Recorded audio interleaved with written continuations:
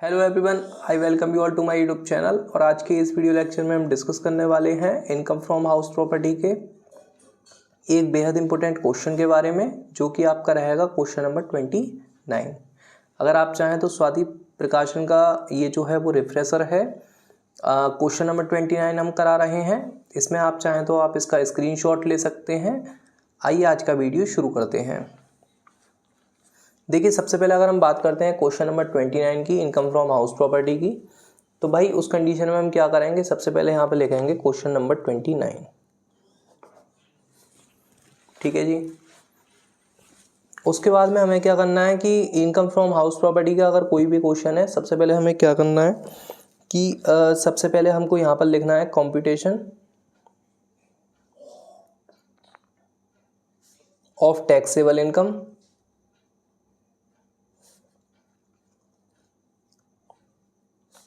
Of mister doctor Ram Singh. जो भी व्यक्ति का नाम है, इस वाले प्रश्न में व्यक्ति का नाम डॉक्टर राम सिंह है, इसीलिए हम यहाँ पर व्यक्ति का नाम लिख रहे हैं डॉक्टर राम सिंह। व्यक्ति का जो भी नाम है आप यहाँ पर लिख सकते हैं, computation of taxable income of mister doctor Ram Singh. ठीक है जी। Under head of house property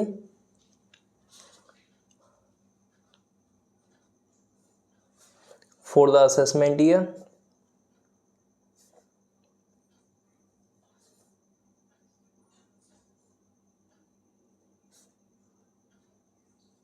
2024-2025। Writing थोड़ी सी गंदी आ रही होगी तो उसके ऊपर का प्लीज़ आप कोई एक्सक्यूज़ ना दें। तो सबसे पहले इतना लिखने के बाद में आपको ये देखना है, जैसे कि इस प्रश्न में अगर आप बड़े ध्यान से देखेंगे तो इस प्रश्न में दिया हुआ है कि डॉक्टर राम सिंह एक बड़े मकान के स्वामी हैं। जैसे इसने बोला है कि डॉक्टर राम सिंह एक बड़े मकान के स्वामी हैं, इमीडिएटली हम क्या करेंगे, एक प्यारा सा चार्ट जो है वो इस तरीके से बना देंगे। बड़ा सा मकान हम जो है वो इस तरीके से बना देंगे। ठीक है जी। बहुत बड़े मकान के स्वामी हैं। उनके मकान का महापालिका मूल्यांकन 1 लाख रुपए है। महापालिका मूल्यांकन को अंग्रेजी में कहते हैं म्युनिसिपल वैल्यू। तो यहां पर हम लिख देंगे म्युनिसिपल वैल्यू। पूरे मकान का कितना रुपए दे रखा है भैया, 1 लाख रुपए। ठीक है जी। म्युनिसिपल वैल्यू क्या होता है ये आपको पता है। उन्होंने मकान का 1/3 भाग 8,000 रुपये प्रतिमाह किराए पर उठा दिया। वही बात, उन्होंने मकान का 1/3 भाग 8,000 रुपये प्रतिमाह किराए पर उठा दिया। 1/3 का मतलब क्या है कि कुछ इस तरीके से, जो इसका 1/3 हिस्सा था वो इन्होंने क्या करा है, किराए पर उठा दिया है, यानी कि लेट आउट कर दिया है। जब कोई व्यक्ति अपने मकान को किराए पर उठा देता है तो उसे अंग्रेजी में कहते हैं लेट आउट करना। ठीक है जी, यानी कि किराए पे उठा देना। तथा 2/3 भाग में वह स्वयं रहते हैं, यानी कि ये जो बचा हुआ 2/3 भाग है, ये जो भाग बच गया है इसमें वो स्वयं रहते हैं, यानी कि इसको वो सेल्फ ऑक्यूपाइड कर रहे हैं। और ये वाला जो इन्होंने 1/3 भाग लेट आउट करा है, किराए पर उठाया है, ये उठाया है 8,000 रुपये पर मंथ पर। राइट। इसके आगे ये कह रहे हैं संपूर्ण मकान पर 15,000 रुपये नगर पालिका कर थे, यानी कि जो हमें म्युनिसिपल टैक्स है वो कितने रुपए दिया हुआ है। 2 लाइन छोड़ करके हम लिख सकते हैं, 2-3 लाइन छोड़ करके। सबसे पहले हम लिखेंगे म्युनिसिपल टैक्स कितने रुपए था। म्युनिसिपल टैक्स था भैया 15,000 रुपये का। मकान के बीमे के 12,000 रुपये दिए। हमने आपको बताया था मकान के बीमे से कोई मतलब नहीं रखना है। ठीक है जी। क्योंकि मकान के बीमे से हमें इसलिए मतलब नहीं रखना होता क्योंकि ऐसा है कि इन छोटे मोटे खर्चों को पूरा करने के लिए गवर्नमेंट ऑफ इंडिया क्या करती है कि 30% स्टैंडर्ड डिडक्शन दे देती है आपको ऑलरेडी एनुअल वैल्यू पर। ठीक है जी। तो ये जो बीमे के हुए, रिपेयर हुए, इन छोटे छोटे खर्चों को हम जो है वो कंसीडर नहीं करते हैं। इसके आगे आपसे कह रहा है मकान पट्टे की भूमि पर बना है जिसका किराया 2,000 रुपये चुकाया। देखो, इससे भी हमें कोई मतलब नहीं रखना है, क्रॉस लगा दिया क्योंकि हमारे चार्ट में ये है ही नहीं। उन्होंने 1 अप्रैल 1998 को 15 लाख रुपए का ऋण लेकर मकान का निर्माण कराया, जो 31 मार्च 1999 को पूरा हुआ, जिस पर उन्हें 12% वर्ष की दर से ब्याज भी देना पड़ता है। यानी कि इंटरेस्ट ऑन लोन निकालने के लिए हम क्या करेंगे, यहाँ पर लिखेंगे इस तरीके से, इंटरेस्ट ऑन लोन। जैसे अगर मान लो 15 लाख रुपए का हमने जो है वो लोन लिया है, उस पर कितने % की रेट से हमें इंटरेस्ट पे करना पड़ रहा है, 12% की रेट से। तो उस कंडीशन में हम क्या करेंगे, यहाँ पर टाइप करेंगे 15 लाख मल्टीप्लाइड बाई 12%। कुल मिला करके भैया हमारे सामने कितना निकल करके आ रहा है, 1,80,000 रुपये। हाँ या ना। इसके आगे आपसे कह रहा है, कर निर्धारण वर्ष 2024-25 के लिए मकान संपत्ति शीर्षक की आय की गणना कीजिए, या मकान संपत्ति शीर्षक की आय ज्ञात कीजिए। तो अब हमने क्या करना है, अब हमें थोड़ा सा दिमाग ये लगाना है। जैसे उसने सबसे पहले चर्चा ये करी थी कि मान लो कोई भी राम सिंह नाम का व्यक्ति है जिसके पास एक बहुत बड़ा मकान है। इमीडिएटली हमने क्या करा, बहुत बड़ा मकान बना दिया। इसके बाद इसने ये बोला था, इसमें से 1/3 मकान को उसने क्या करा है, मकान का जो 1/3 हिस्सा है उसको उसने किराए पर उठा दिया है, यानी लेट आउट कर दिया है 8,000 रुपये प्रति माह की दर से। और जो बचा हुआ 2/3 हिस्सा है उनको वो सेल्फ ऑक्यूपाइड कर रहे हैं, यानी कि स्वयं के निवास के लिए प्रयोग कर रहे हैं। राइट। आपको म्युनिसिपल वैल्यू दिया हुआ है 1,00,000 रुपये, पूरे मकान का म्युनिसिपल टैक्स दिया हुआ है 15,000 रुपये। इसी तरीके से जो आपको इंटरेस्ट ऑन लोन लिया हुआ है इस पूरे मकान को बनवाने का, वो 15 लाख रुपए का लोन आपने लिया है 12% के रेट से, जिस पे आपको 1,80,000 रुपये का ब्याज बनना है। राइट। सबसे पहले अब इसमें क्या होता है कि यानी कि अगर मान लो मकान, जैसे कि उसने बोला था पहले उसने किराए पर उठाया है, कि अगर मान लो मकान को आप लेट आउट पे भी उठा रहे हैं, यानी कि मकान को जो कुछ हिस्सा है उसको आपने लेट आउट किया हुआ है और मकान के कुछ हिस्से को आप स्वयं के निवास के लिए प्रयोग कर रहे हैं, यानी कि आप सेल्फ ऑक्यूपाइड कर रहे हैं। तो उस कंडीशन में आप क्या करेंगे, इनकम फ्रॉम हाउस प्रॉपर्टी के 2 चार्ट बनाएंगे। सबसे पहला बनाएंगे लेट आउट का। क्यों? क्योंकि इसने पहले चर्चा किस चीज़ की करी है, लेट आउट की। तो सबसे पहले हम क्या करते हैं, इनकम फ्रॉम हाउस प्रॉपर्टी का एक प्यारा सा चार्ट बना लेते हैं। इसका चार्ट क्या है, सबसे पहले अपन लिखेंगे GAV, यानी कि ग्रॉस एनुअल वैल्यू। कैसे निकालते हैं हम आपको बता चुके हैं। इसमें से हम माइनस कर देंगे municipal tax paid by owner,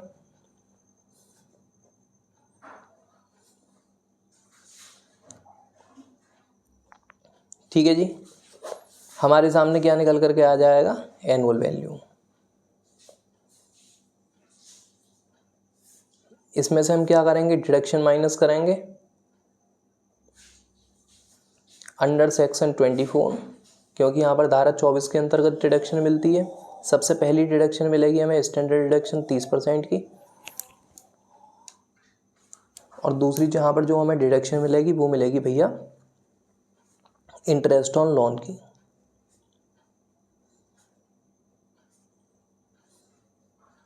finally हमारे सामने क्या निकल करके आ जाएगा, इनकम फ्रॉम हाउस प्रॉपर्टी, ठीक है जी। ये तो हो गया लेट आउट का चार्ट। अब लेट आउट में हमने आपको बताया था GAV तो इस पूरे प्रश्न में निकला हुआ दिया नहीं है, तो यहाँ पर हम क्या करेंगे, GAV निकालने के लिए कुछ स्टेप्स को फॉलो करेंगे। हमने आपको बताया था GAV कभी भी निकालना होता है तो यहाँ तो हम 3 स्टेप फॉलो करके GAV निकालते हैं, 4 स्टेप को फॉलो करके GAV निकालते हैं। 3 स्टेप को फॉलो करके GAV कब निकालना है, जब आपको प्रश्न में स्टैंडर्ड रेंट नहीं दिया हुआ है, और 4 स्टेप को फॉलो करके GAV कब निकालना है, जब प्रश्न में हमें स्पष्ट रूप से स्टैंडर्ड रेंट यानी कि प्रमाप किराया या मानक किराया दिया हुआ है। राइट। यहाँ पे क्या है, पूरे प्रश्न में स्टैंडर्ड रेंट दिया हुआ नहीं है, प्रमाप किराया है, मानक किराया दिया हुआ नहीं है, तो हम 3 स्टेप को फॉलो करके GAV निकालेंगे। सबसे पहला म्युनिसिपल वैल्यू, क्योंकि 3 वैल्यू GAV निकालते समय हमारे सामने आती हैं। सबसे पहली म्युनिसिपल वैल्यू। म्युनिसिपल वैल्यू वो वैल्यू होती है जो कि हमारी नगर पालिका हमें बताती है। दूसरे नंबर पे क्या आता है, फेयर रेंट, जो बगल वाली आंटी हमें हमारा बताती हैं कि इस मकान का फेयर रेंट कितना होगा। तीसरे नंबर पे क्या होता है, तीसरे नंबर पे होता है भैया एक्चुअल रेंट। सबसे पहले अपन म्युनिसिपल वैल्यू को फेयर रेंट से कंपेयर करेंगे कि विच एवर इज हाई, के इन दोनों में से ज़्यादा क्या है, म्युनिसिपल वैल्यू और fair rent, which ever is high. दूसरे नंबर पे हमें क्या देखना होता है, स्टेप 2 में हमें क्या देखना होता है कि भैया जो भी वैल्यू ऑफ स्टेप बनाया है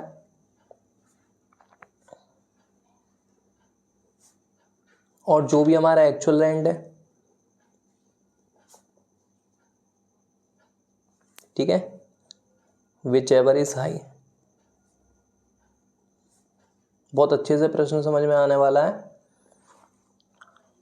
अगर आप वीडियो को लास्ट तक देखते हैं। तो स्टेप 3 में क्या होगा, जो भी आपका वैल्यू ऑफ स्टेप 2 निकल करके आया है वही आपका क्या हो जाएगा, GAB, राइट। ये तो हो गया लेट आउट का चार्ट। अब बनाते हैं भैया सेल्फ ऑक्यूपाइड का। किस चीज़ का चार्ट बनाते हैं भैया, सेल्फ ऑक्यूपाइड का चार्ट बनाते हैं अब, हाँ है ना।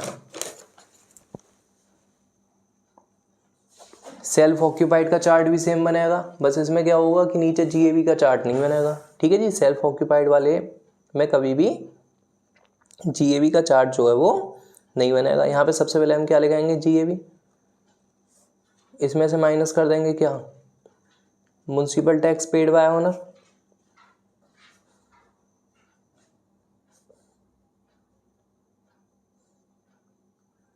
तो हमारे सामने क्या निकल करके आ जाएगा, एनुअल वैल्यू।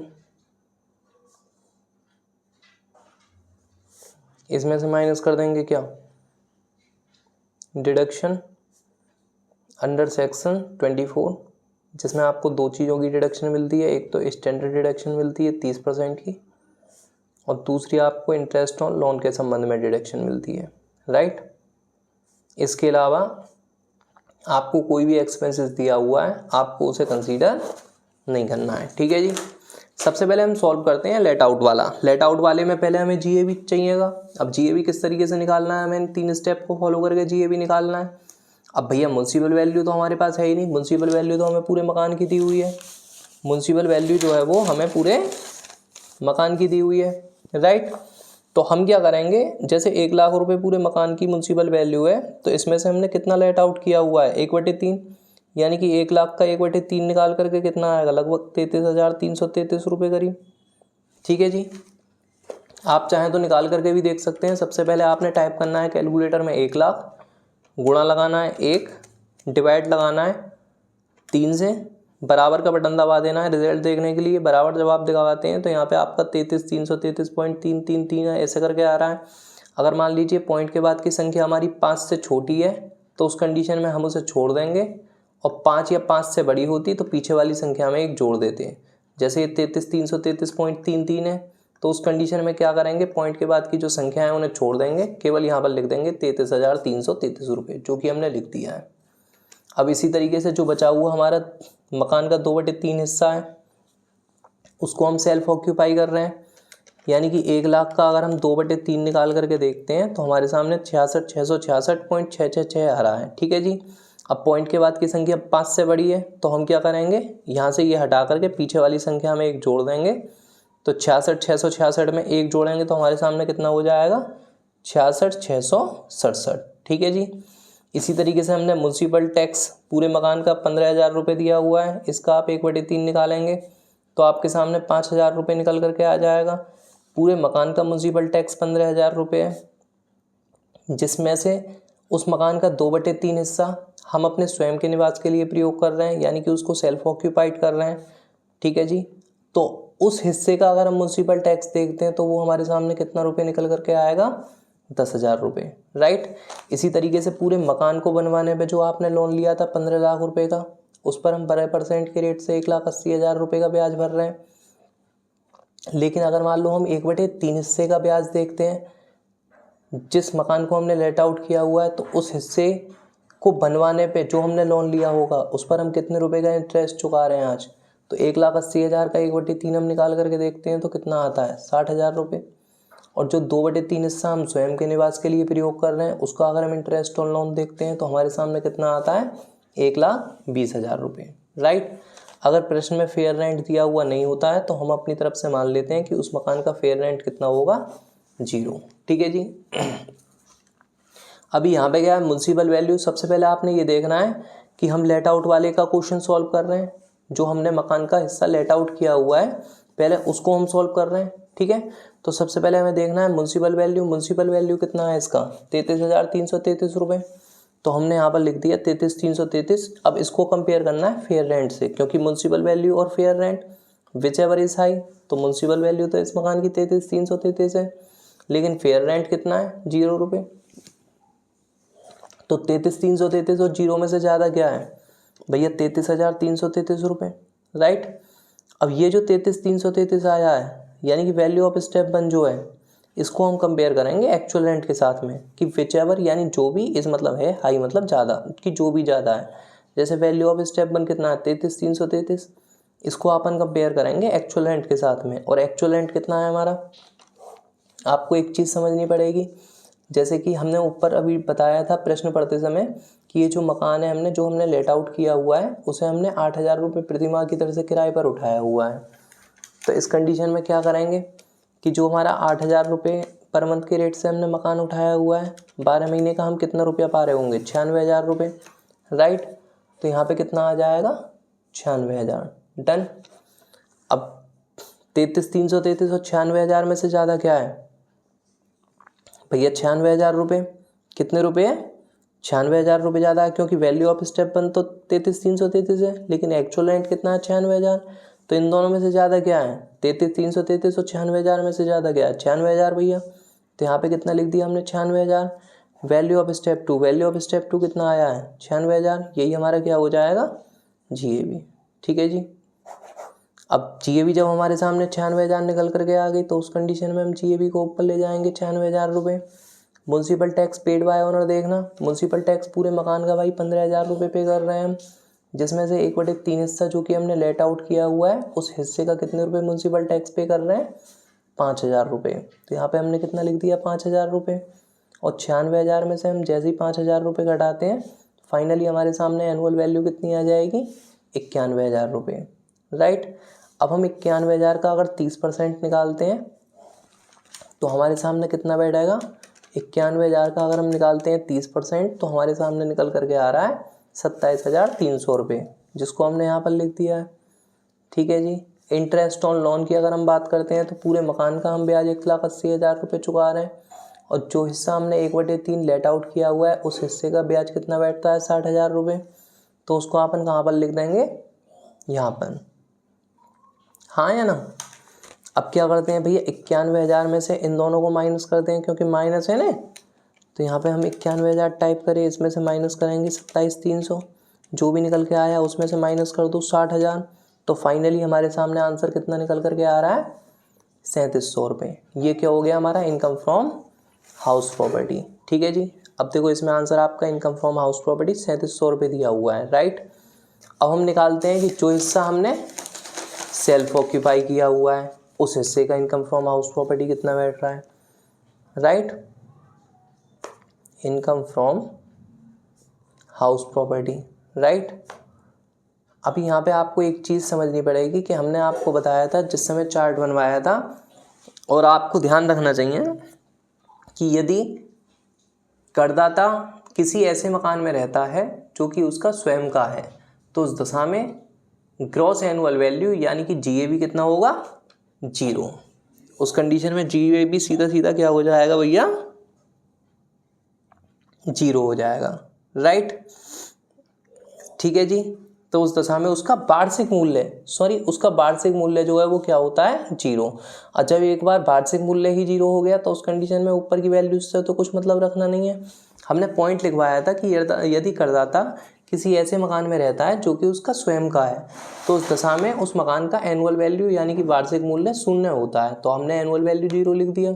अब इसका अगर हम 30% डिडक्शन कैलकुलेट करते हैं तो कितना बैठेगा 0 रुपये भैया, क्योंकि 0 का 30% तो 0 ही बैठता है। अगर हम इंटरेस्ट ऑन लोन की बात करते हैं, इंटरेस्ट ऑन लोन पूरे मकान का 1,80,000 रुपये था, जिसमें से 2/3 हिस्सा हम सेल्फ ऑक्यूपाई के लिए प्रयोग कर रहे हैं। तो यहाँ पे कितने रुपए आ जाएगा 1,20,000 रुपये, क्योंकि जिस मकान में हम रह रहे हैं, जिस मकान के हिस्से में हम रह रहे हैं उस मकान के हिस्से को बनवाने पे जो हमने लोन लिया होगा उस पे आज हम कितने रुपए की ब्याज चुका रहे हैं 1,20,000 रुपये की, राइट। अब हम क्या करेंगे 0 में से 1,20,000 घटाएंगे, हमारे सामने 1,20,000 रुपये आ जाएगा माइनस का, जो कि हमारा गलत आंसर है क्योंकि इसमें माइनस का 30,000 दिया हुआ है। तो हमने आपको एक नोट बनवाना है, इसमें आप लिखेंगे यदि मकान के निर्माण के लिए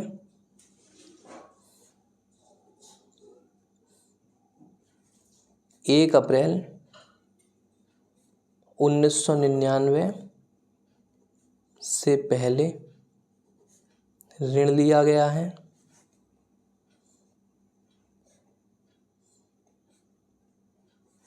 और मकान का प्रयोग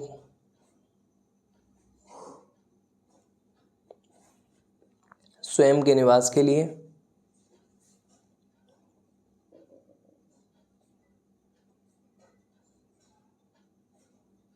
किया जा रहा है, तो उस दशा में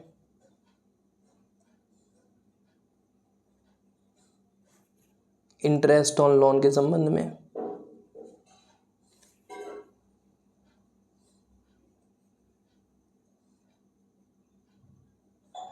मैक्सिमम 30,000 रुपये की डिडक्शन मिलेगी।